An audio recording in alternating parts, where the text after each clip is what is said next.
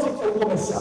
Veja assim, para a gente começar, eu acho que seria interessante a gente conhecer um pouquinho, antes da gente falar sobre o seu trabalho, né, que é uma causa de canonização, de beatificação, enfim, essa coisa toda. A gente queria conhecer um pouco sua história, seu caminho. Então, de onde o senhor é, como surgiu esse desejo de ser religioso, por que franciscano? Se apresenta aí para a gente. Então, boa tarde a todos. Boa tarde. Dizer que é uma alegria grande realmente estar aqui nesta tarde e poder falar de modo especial desse assunto que às vezes em tantas rodas é esquecido, que é a questão da santidade. Eu sou filho natural de Caruaru, né, a capital do forró. Tem um povo de Campina Grande aqui, cuidado, viu? Cidade na minha adolescência, né, senti realmente o desejo de ingressar na vida religiosa. Primeiro eu queria ser sacerdote, esse era o meu desejo. Não conhecia muito de vida religiosa consagrada, o que eu conhecia era o padre diocesano que celebrava lá na minha paróquia, e depois vim morar em Gravatá, e em Gravatá eu tive contato com a vida religiosa, especialmente com as irmãs franciscanas, e elas me indicaram então o convento dos Capuchinhos de Caruaru, porque embora eu fosse de Caruaru, não era ligado nessa questão de convento. E aí fiz 3 anos de vocacional e em 1999 eu ingressei entre os Capuchinhos e aqui estou até hoje. Bom, eu acho que uma pergunta que imediatamente a gente precisa fazer, então, além depois de saber da sua história pessoal, né, como é que de repente o senhor se tornou, quer saber logo de quem ele é responsável das causas, dá aí uma prévia para a gente, de quem são as pessoas que essa galera deve conhecer, que o senhor é responsável pelas causas de beatificação e canonização. Vamos lá. Eu trabalho com causas de canonização desde 2011. Antes eu trabalhei como secretário na província, sempre muito na área burocrática, depois na formação. Recentemente voltei, estão ali também 2 que são formados meus hoje. E a partir de 2011 eu comecei a trabalhar com a causa de Frei Damião. Ela já estava aberta desde 2003 e o Frei que estava antes de mim precisou ser mudado, e então eu assumi o lugar que era dele. E depois fui assumindo outras. Hoje eu tenho 11 causas. Vai lá, diz o nome desse povo. Então, depois do Frei Damião, né, que no momento é venerável, né, estamos aí finalizando essa semana, inclusive, um processo de milagres. Então, em breve tempo, nós teremos o reconhecimento da santidade do Frei Damião e a provável beatificação. Depois dele, assumi também a causa de um outro capuchinho, mas que estava aqui com a Arquidiocese de Olinda e Recife, que é a de Dom Vital. Dom Vital é um bispo capuchinho, foi bispo aqui de Olinda no final do século XIX, e é interessante, ele foi um bispo muito jovem, né? Ele foi nomeado bispo de Olinda com 27 anos. E morreu... Quem tem condições de ser bispo com 27 anos? E morreu aos 34. Então é um bispo muito jovem, né, mas que em 7 anos de episcopado deixou um grande legado, um grande testemunho, né? E recentemente eu até dizia a Dom Paulo Jackson, temos que resgatar a figura de Dom Vital, porque muitas vezes quando se fala dele como um bispo, se pensa já num ancião, não é? E Dom Vital era um jovem, morreu jovem, então é um exemplo grande para a juventude de alguém que buscou corresponder aos apelos do Senhor e assumiu com tanta responsabilidade aquilo que a Igreja lhe confiou. Depois assumi também o processo de Dom Expedito, lá da Diocese de Garanhuns. Mas também tenho, para não me alongar... Não pode se alongar, a gente quer saber todos os detalhes. Tenho também aqui na Arquidiocese Dom Helder Câmara, tenho também a irmã Adélia, né, a vidente lá de Pesqueira.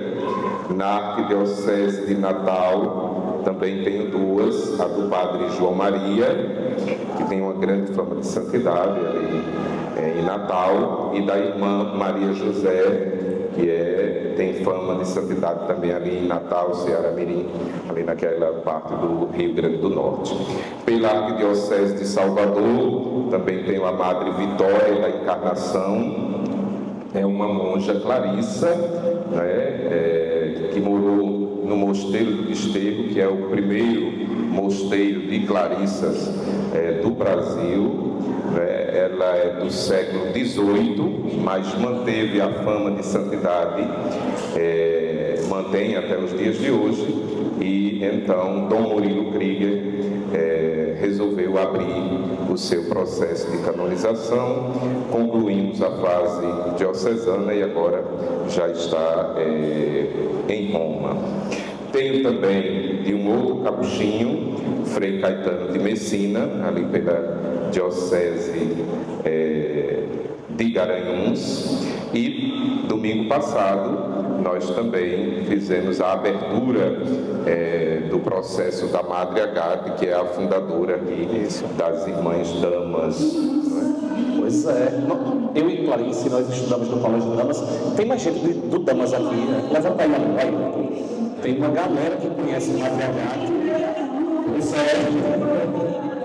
Madre Agathe que a gente passou a vida toda, no foco e né? Agora tem um processo aberto.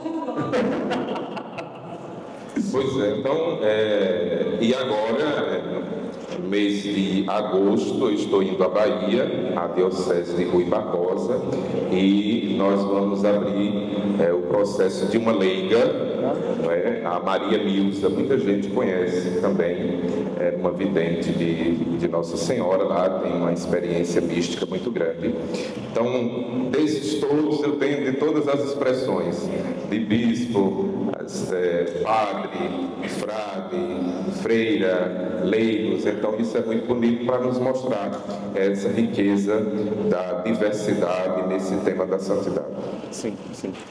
Bom, a gente precisa explicar ao senhor Frei José, o encontro é o novo Éden, mas o tema desse novo Éden especificamente é Conheço os que escolhi. A gente está tentando meditar durante o final de semana mais um aspecto no capítulo 13 de João, quando Jesus diz que ele conhece aquele que eles escolhem, né? E a santidade, de modo geral, é um pouco isso, né? Todos nós somos chamados por Deus, somos olhados e escolhidos por Deus para essa santidade. A gente vai tentar, então, nesse momento agora à tarde, refletir com o Senhor basicamente sobre duas coisas. Sobre a santidade, porque é um tema fundamental e que a gente precisa recuperar sempre o tempo todo, né? Nós somos chamados a uma santidade encarnada, verdadeira, de intimidade com Deus. Mas é óbvio que nós todos que estamos aqui temos uma série de curiosidades sobre qual é o processo de uma pessoa que, depois de morrer, até se tornar canonizada e ser chamada santa, né? Como é esse processo? O que é que acontece? Como é? Eu imagino que no início da igreja, não sei se vocês pensam desse modo, mas eu imagino que no início da igreja, provavelmente a canonização, não sei nem se havia esse nome, né? Talvez fosse por aclamação, não sei. Como é que a igreja, por que a igreja pensa de uma hora para outra em um processo, né, nessa coisa quase burocrática, até dizer que uma pessoa é santa? Só uma coisa, desculpa, porque assim, aqui nós temos algumas realidades, né? A grande maioria das pessoas já estavam convidadas e tal, mas tem algumas pessoas aqui que estão fazendo pela primeira vez que encontro, tem algumas pessoas que estão chegando, então apenas assim, uma palavra bem breve sobre o que é o santo, né?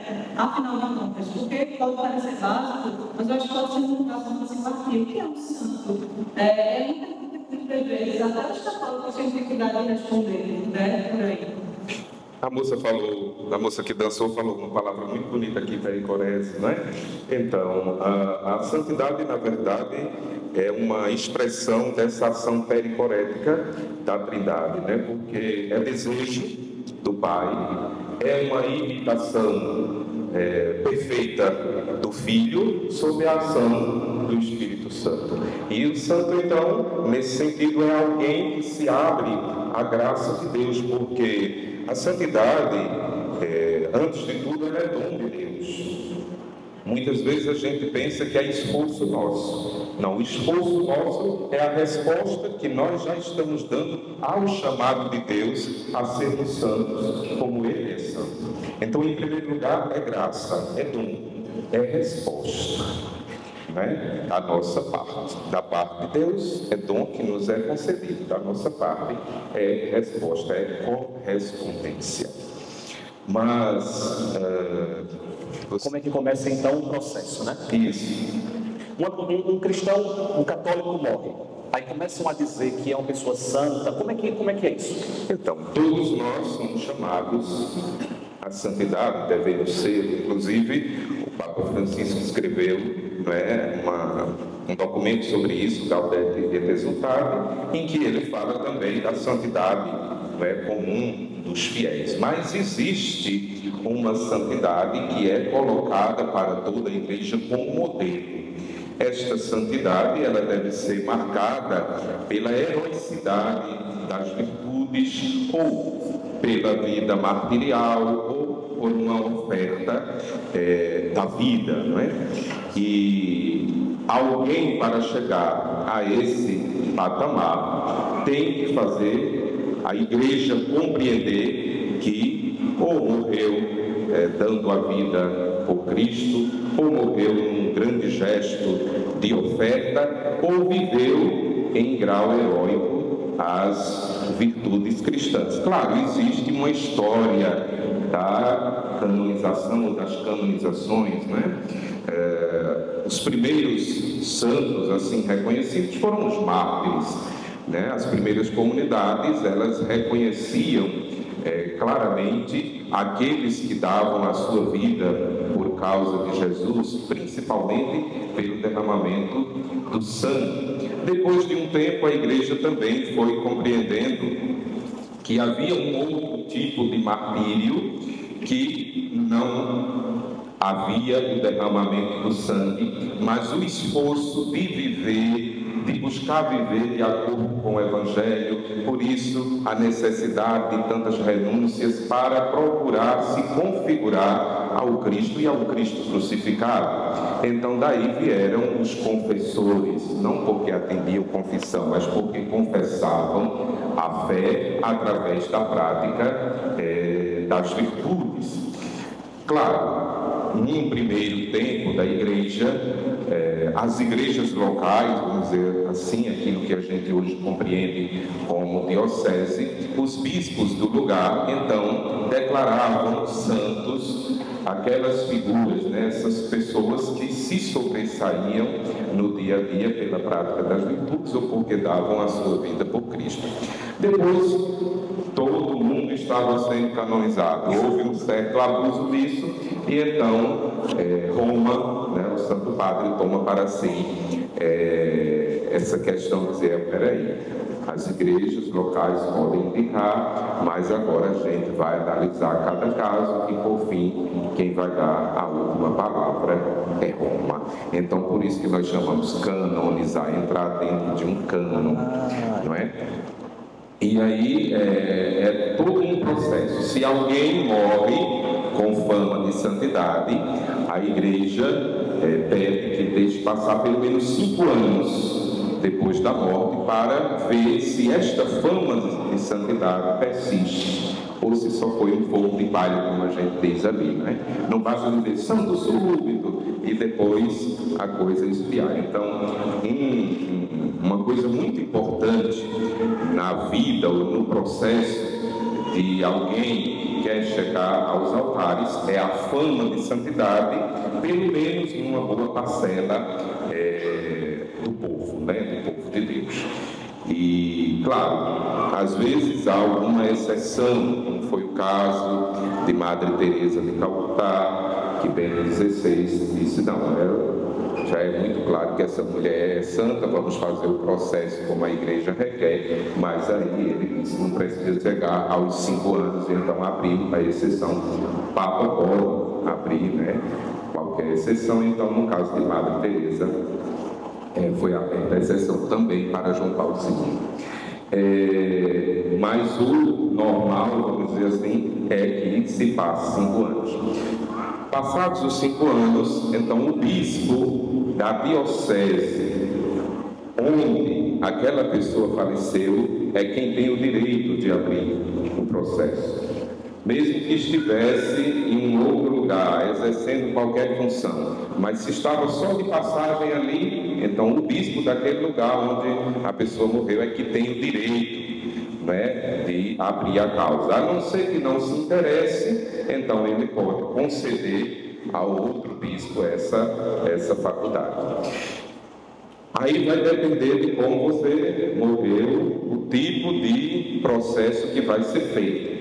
Se alguém, como Frei Damião, como Irmã Adélia, então é um processo que nós chamamos de vida em virtudes. Então, vão ser escutadas testemunhas, pessoas que conheceram ou que conviveram com ela, no caso de uma causa recente. Quando é uma causa histórica, que já faz mais de 30 anos que a pessoa faleceu, então se escutam também pessoas que conhecem, né, a vida da pessoa por ouvir dizer, ou porque leram, estudaram sobre aquela pessoa, mas o importante é que essas testemunhas possam realmente dizer algo substancial acerca da prática das virtudes, especialmente da fé, da esperança e da caridade daquela pessoa. E se for um religioso também, da prática dos votos religiosos, né, da obediência, da castidade, da pobreza.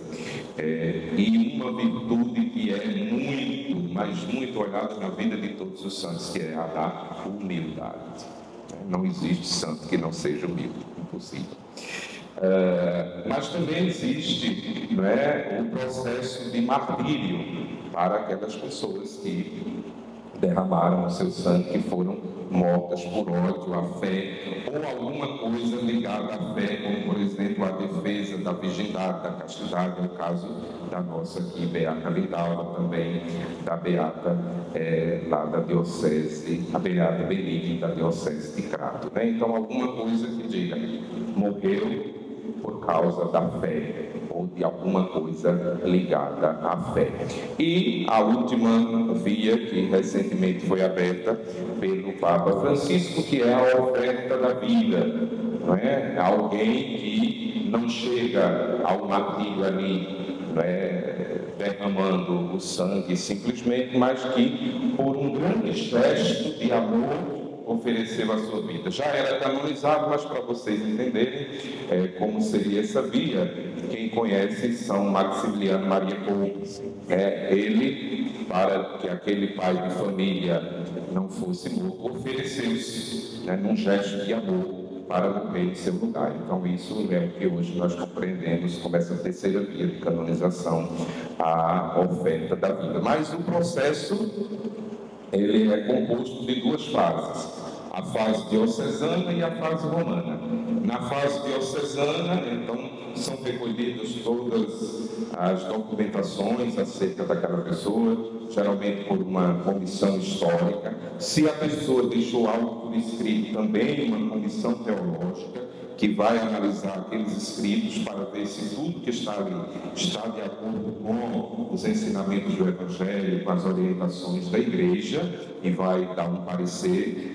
Essa comissão, ela trabalha em sigilo, então só quem conhece o bispo e o postulador, justamente porque eles podem dizer algo contrário. Eles podem ver algo ali que comprometa a vida, a história dos escritos, e então o bispo, de forma paternal, até mesmo para proteger, né, a boa fama daquela pessoa, pode dizer, nós não vamos continuar mais com o processo dessa pessoa, sem dizer porquê, mas manter a boa fama que ele merece, né? Então, um teólogo, nesse caso, ele pode dar uma declaração tanto a favor quanto contrária, a depender do que ele encontrar ali nos escritos. E a comissão histórica vai fazer um relatório a partir de todas as fontes documentais, mostrando que realmente aquela pessoa, durante toda a sua vida, do nascimento até o pós-morte, ela buscou viver em santidade, e no pós-morte mantém essa fama de santidade.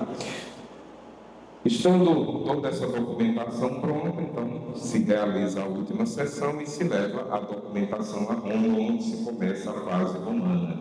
Aí é realmente algo bem denso, porque lá toda essa documentação ela serve de base para um documento que nós redigimos chamado Posício, que é formada por uma biografia documentada. Tudo aquilo que eu disser sobre aquela pessoa eu tenho que comprovar. Frei Damião nasceu em tal lugar, então eu tenho que mostrar com um documento aquilo ali. Por isso que se chama biografia documentada. Depois eu vou apresentar, a partir daquilo que encontramos nos escritos e a partir daquilo que disseram as testemunhas, então eu vou embasar o meu texto sobre a defesa das virtudes, né? Então, Dom Hélio, Frei Damião, Dom Expedito, Irmã Adélia, eram pessoas de fé, porque aí eu vou me basear em quem faz isso é o senhor dessas pessoas ou não? Se eu for redator da Posício, sim, porque nem sempre eu posso ser, ou então posso pedir a alguém para fazer isso, né? Por exemplo, na de Dom Helder, não me atrevo em fazer sozinho, porque é muita documentação. Só para você ter uma ideia, nós levamos para o Vaticano em 2 vias, cada via mais de 40.000 páginas. De que, meu Deus? Do que ele escreveu?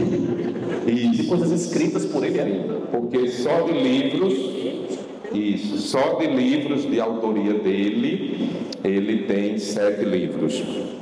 Mas ele deixou, por exemplo, ele passou anos fazendo um programa na Rádio Olinda. Sim. Todos aqueles programas eram escritos. Tudo tem que ser transcrito para ser submetido a Roma. Isso.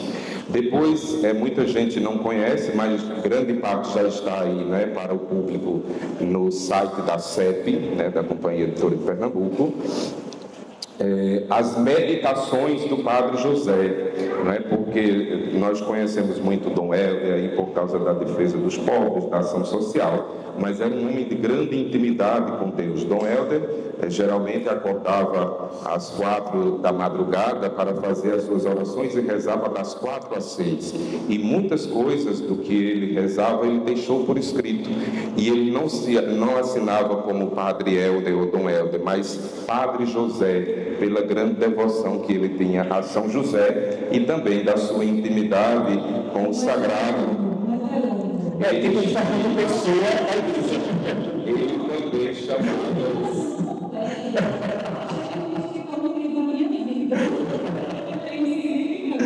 Ele também chamava o anjo da guarda dele de José. Então, assim, os santos têm muito disso, né, de uma vida de escondimento. Mas, terminada, né, essa Posício, então ela é analisada por 2 comissões lá no Vaticano, uma comissão histórica e uma comissão teológica. Sendo aprovada por estas comissões, então vai para um congresso de bispos e cardeais e tem que ser aprovada lá também. Só para vocês entenderem, por exemplo, se são 9 os membros da comissão histórica, 7 tem que aprovar. Caramba! Isso. Então, do Congresso dos Bispos e Cardeais são 18. Então, a maioria tem que, né, aprovar. Por isso a importância. São católicos, todos têm fé, ou pode ter alguém que não tenha fé? É necessariamente nessa comissão todos católicos ou não? Dos historiadores, não, porque eles vão analisar parte mais histórica, friamente. mas dos teólogos, sim, dos bispos e Eu acho que é uma menção do cuidado da igreja, talvez, Sim, também, sim. de não se afirmar que a gente está canonizando a qualquer custo as pessoas. Claro. Por isso aí, quando chega a esse ponto, se for aprovada por todas essas instâncias, então é apresentada ao Santo Padre, e daí ele vai declarar aquela pessoa como venerável. Esse é o passo mais importante. Muita gente pensa que é a beatificação e a canonização. Eu achava, vocês não achavam não? Eu pensei que o melhor era ser canonizado e venerável era medalha de bronze. Mas é o título de venerável, porque é aí que o Santo Padre reconhece, em nome de toda a igreja, que aquela pessoa viveu em grau heróico as virtudes cristãs. Quer dizer, na concepção da igreja é um santo, Sim. é uma santa. Ou foi aprovado o martírio. Realmente a igreja reconhece que aquela pessoa deu a sua vida por Jesus, ou foi aprovado também a sua oferta de vida. Mas esse é o passo mais importante, porque reconhece que aquela pessoa viveu em santidade. Agora, para declarar como beato, como santo, aí a igreja exige hoje, que no passado já foi mais, 2 milagres. Para a beatificação, declarar como beato, é preciso, no caso de virtudes de mártires, não. Quando a pessoa morre martirizada, não precisa da declaração de milagres para ser canonizada. Não, para ser beato, para ser canonizado, sim. Não vou explicar. Desculpa, esse milagre é em vida, a pessoa, ou é pós-morte? Pós-morte. Se alguém teve algum caso, como eu, por exemplo, Frei Damião, tem muita gente que relata, eu fui curado, eu alcancei graça, eu tive um milagre com Frei Damião, mas se foi em vida, prova apenas a fama de santidade. Para que a igreja declare beato, é preciso que tenha ocorrido um milagre, ou seja, algo que a medicina ou a ciência não explique, pós-morte daquela pessoa. E para a canonização é preciso um segundo milagre, pós-beatificação. Afe Maria! Mas também a igreja está gravando isso, como é? Está gravando, né? Então está tudo certo, está tudo ótimo. Por que tanta exigência da igreja com esses depois de morto, depois da beatificação? Mas veja, é uma responsabilidade muito grande declarar que alguém está no céu. Então a igreja é muito cautelosa nisso, por isso todo esse estudo a fim de que nós possamos oferecer à igreja um material substancioso e ela, baseada nesse material e em todas as provas documentais, possa realmente chegar à conclusão: essa pessoa viveu em santidade e ela pode ser colocada como exemplo. E um detalhe que talvez alguns não saibam, não é? Existe também uma diferença de culto do beato para o santo. O beato, ele tem um culto particularizado naquela igreja, naquele local onde ele viveu. Às vezes alguns extrapolam e a igreja fecha os olhos, como é o caso de Carlos Acutis.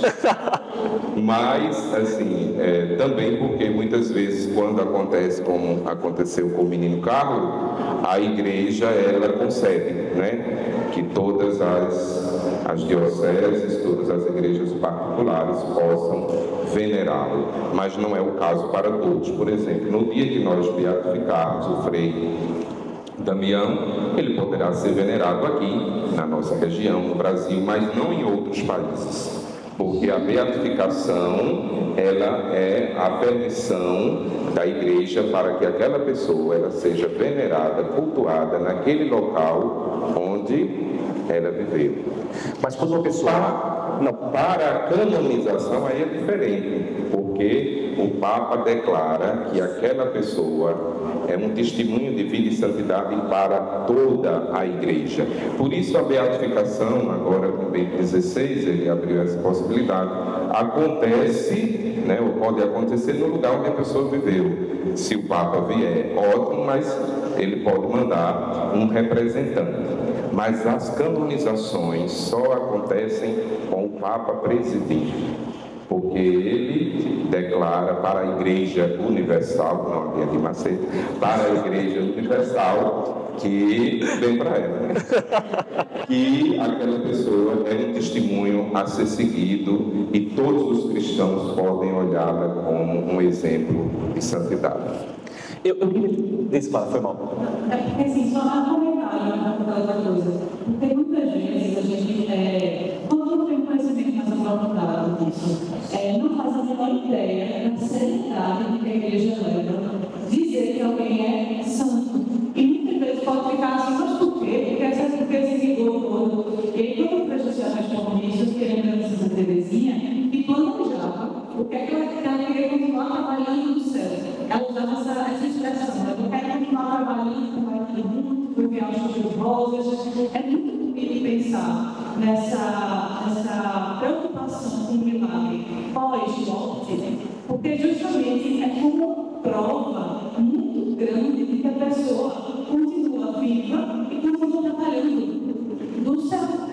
Isso é um mistério muito grande, muito grande. E assim, quando a gente começa a conversar, às vezes no particular, conversa com outros, a gente vai escutando algumas histórias. Que assim, eu falei, aí pedi para tal santo, que tal coisa aconteceu. Às vezes a gente pede um milagre, e o que vem não é exatamente o que a gente pediu, mas o fruto é muito maior, e a gente tem uma firmeza de reconhecer que sim, aquele santo trabalhou por mim, mas então a vontade que Deus tinha para mim naquele momento foi exatamente aquele milagre. Mas às vezes é literalmente aquele milagre que sim acontece. Né? Então é muito bonito ver a igreja preocupada com o que está acontecendo fora do que Jesus dizia, o reino não é destino.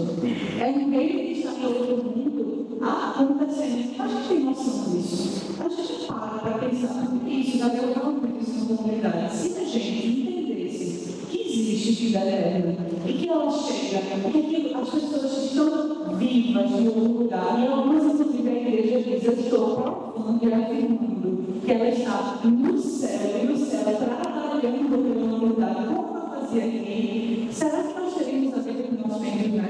Então, o comentário que eu fiquei com vontade de fazer, porque me dá uma coisa em relação a estudar a igreja, eu pensava assim: meu Deus, a seriedade da igreja, é por isso que dá tanto orgulho de ser católico, porque é uma igreja que tem dono no céu e na terra, que diz assim: ó, peraí, vamos dizer que isso é isso, mas para a gente dizer, tem que ter uma responsabilidade absurda. Eu estou falando com muita gente. Veja, venerável é um ser humano. Eu vou dizer que ele é. Você venerar alguém, né? Não exatamente alguém, mas a vida que ela exalou, né? É muito sério, realmente. Isso, os santos trabalham mais do que a gente imagina. Mas isso que você está dizendo é algo muito sério, porque um santo, ele tem que sempre apresentar Jesus. A vida dele deve ser um perfeito reflexo do Evangelho. Não é aquilo que a palavra de Deus nos coloca, não é essa vocação à santidade, de sermos configurados a Cristo. Né? Essa é a nossa vocação. Somos cristãos para sermos outros Cristos. O Pai tem um filho só, Jesus. Nós fomos adotados e entraremos no céu, porque quando o Pai olhar para nós, Ele vai visualizar em nós o seu filho. Isso é configurar-se. Por isso, cada santo, cada santa é um reflexo da vida mesmo de Cristo.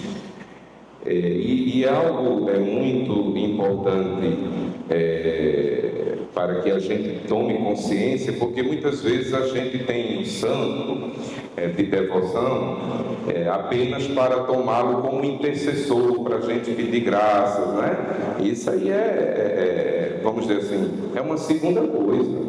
Porque o intuito da igreja, quando beatifica, quando canoniza alguém, é apresentá-lo, como já disse, como modelo de vida. Então, em primeiro lugar, eu devo olhar para aquele santo, para aquela santa, e perceber que ele se configurou, ela se configurou a Cristo.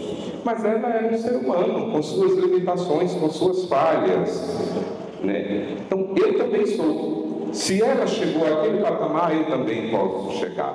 Então, os santos nos inspiram e nos provocam.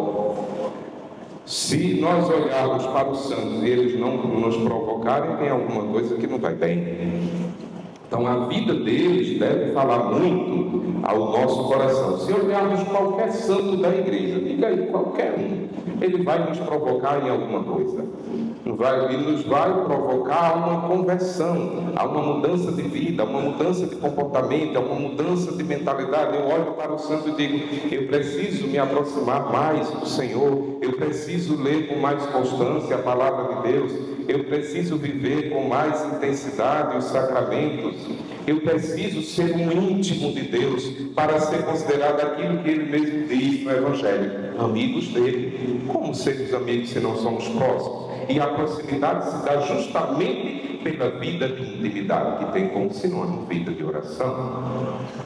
Então, todos os santos e santas da igreja foram homens e mulheres de profunda intimidade com Deus. Nenhum sequer está fora desse patamar. Como dizia há pouco, né, de Dom Helder, posso afirmar de qualquer um desses que assumam a causa, mas também de todos os santos da igreja. Eu queria aproveitar esse gancho, Frei José. O senhor falou agora há pouco, né, de um aspecto da vida de Dom Helder que talvez passe desapercebido por tantas pessoas, sobretudo nesse tempo em que a gente polariza tudo, né?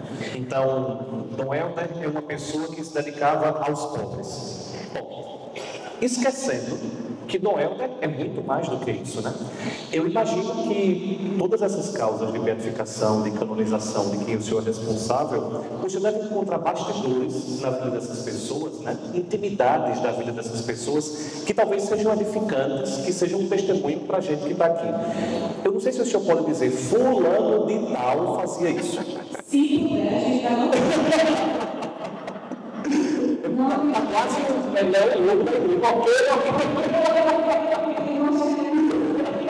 O que dá para dizer a gente, assim, da vida dessas pessoas? Não vou me antecipar aos juízes da igreja, mas algumas coisas dá para a gente falar, assim, claro, e devem ser faladas e conhecidas. Eu penso sempre que nós nos focamos muito nos efeitos, esquecemos muitas vezes de ver as causas. Assim também é na vida dos santos. Você falou, Dom Helder teve uma grande dedicação aos pobres, né, na defesa aí dos oprimidos, principalmente num tempo difícil da história do Brasil. Mas alguém já se perguntou por que ele fez isso? Quem era que ele enxergava nos pobres? Conheço uma história aqui de uma igreja aqui da arquidiocese em que os bandidos entraram e arrombaram lá o sacrário da igreja, esparramaram as hóstias pelo interior da igreja e foi uma comoção muito grande para os fiéis daquela paróquia, não vou dizer o nome aqui. E chamaram então o Dom para, claro, celebrar o desagravo. E ele foi lá. E ele tem um discurso, entre aspas, duplo. Primeira parte do discurso, ele faz uma exaltação grande, a Eucaristia, e quando todo mundo estava comovido, inclusive uma ou outra pessoa que ele percebeu chorando, ele começou então a dizer, mas será que também vocês que agora se comovem e choram por aquele Cristo hóstia que estava esparramado aqui pelo corredor da igreja, vocês também têm essa sensibilidade com os Cristos tantos que encontramos nas calçadas das nossas ruas? Isso é místico, isso é profundo, isso é evangélico. Jesus se identifica com os pequeninos. Tudo aquilo que fizeres a um desses, é a mim mesmo que fizestes. Mas por que fazia isso? Por causa dessa intimidade com Deus, né? irmã Catarina, dali das Filhas da Caridade, que por muitos anos cuidou dele, ela recentemente faleceu, mas ela me disse que um dia, chegando ali nas fronteiras com ele e o motorista, tinham chegado numa celebração e havia um rapaz, um mendigo, deitado ali na porta. Para entrar, ele teria que sair. E Dom Helder queria botar o rapaz dentro de casa. E ela disse: não, senhor, o senhor vai dormir, o motorista vai embora e eu fico sozinho. Não, e aquela coisa toda. E insistiu. Aí ela disse que lembrou que tinha ali o convento da Glória, das Irmãs da Glória, e que elas acolhiam, né, as pessoas. Eu vou levar nas Irmãs da Glória. E Dom Helder concordou. Ela pegou o motorista, né, levantaram o rapaz, colocaram no carro, levaram lá. E ela disse, chegou lá, já era noite, tiveram que bater e chamar, aquela agonia toda. Depois de mais de uma hora ela volta, Dom Helder estava em pé na porta. E ela disse, e o senhor não entrou não? Eu queria ter certeza se você deixou o nosso irmão lá em segurança. Então o que é isso? Por que isso? Então, se não for por amor ao Senhor, se não for enxergando o Senhor nestas pessoas, não teria sentido algum, né? Com certeza. Mas muitas pessoas, às vezes, né? Hoje é muito triste, né? Ver, inclusive dentro da igreja, um discurso polarizado entre nomenclaturas que se chamam progressistas ou tradicionalistas, né? Ou alguém que se arroga em assumir aquilo que é próprio da igreja, não é? De ser juiz, de dizer uma palavra sobre, inclusive utilizando as redes sociais, né? E acaba uma guerra, é uma coisa fratricida mesmo, porque entre irmãos, pessoas da mesma fé, da mesma igreja, brigando por causa disso, quando o caminho deveria ser outro, né? Olhar para essas pessoas e ver nelas aquilo de bom. Se tiver alguma falha, não cabe a nós, está diante da misericórdia de Deus. Mas a gente usa muito esses discursos para manter de pé, né, as nossas ideologias, os nossos posicionamentos pessoais. Mas estou dizendo isso por quê? Porque todos os santos têm sempre alguém contrário. É obra de Deus. Quando é obra de Deus, também o inimigo age. Eu ouvi dizer, um outro colega postulador disse, olha, tu tem cuidado, reza, porque disse que apareceu aí num outro lugar, num outro ambiente, uma entidade, e disse que odeia os postuladores, porque eles trabalham em algo muito sagrado, não é? Então, para o mal, para esse campo do mal, não é? O nosso trabalho não é bem visto, claro, porque nós buscamos a glória de Deus mostrada na vida dos santos e santas, né? Mas é interessante isso porque... E é importante que haja alguém que pense o contrário, que diga, não é? Inclusive, no processo, entre as testemunhas, nós devemos, não é que podemos, devemos chamar pessoas que pensem o contrário. Alguém que diga... Então, no processo tem alguém que diz, eu acho que não, acho que não é santo. Isso. Meu Deus, muitas pessoas são chamadas a depor. Inclusive pessoas que a gente perceba que aquela pessoa é contrária, ela vai dizer algo contrário. É importante a igreja ouvir também essas pessoas, né? Fazer o contraponto. Então, aconteceu isso no processo de Dom Helder, aconteceu isso no processo de Frei Damião. Eu escutei alguém dizer, para mim ele não é santo. Para mim, irmã Adélia não é santa. Graças a Deus não chegou aqui, né? Porque também eu acho que não serve para a nossa edificação, mas na Europa eu vi isso, vi o livro, inclusive, né? Tem lá um jornalista e um livro todo fundamentado, capaz até mesmo de lhe convencer, mostrando que Madre Teresa de Calcutá não era santa. Inclusive ele conclui dizendo, aquela mulher era um demônio. Existe, onde quer que seja, alguém que vai ser contrário. E é importante que a gente escute, né, os contrários, até mesmo porque eles vão fortalecer, né, no final aquilo que a igreja vai dizer como verdade para nós. Não é? Mas o que eu posso dizer de outros, né? Por exemplo, pego um lá do passado, Dom Vital, também jovem, como disse, né? Um homem de profunda intimidade com Deus. E quando ele assumiu a então diocese de Olinda, ele residia ali no Palácio da Soledade, né? Quem passa ali hoje vê o Ivan, mas ali era o antigo Palácio do Bispo. E quando ele chegou, claro, era o tempo da escravidão no Brasil. E a primeira atitude dele foi dar alforria, liberdade a todos os escravos. E disse: os filhos de um bispo não podem ser escravos. Por que ninguém sabe disso, hein? Pois é, muita gente pensa. Cadê o para o alto? Cadê a Camila? Camila, bora providenciar o para o alto, viu?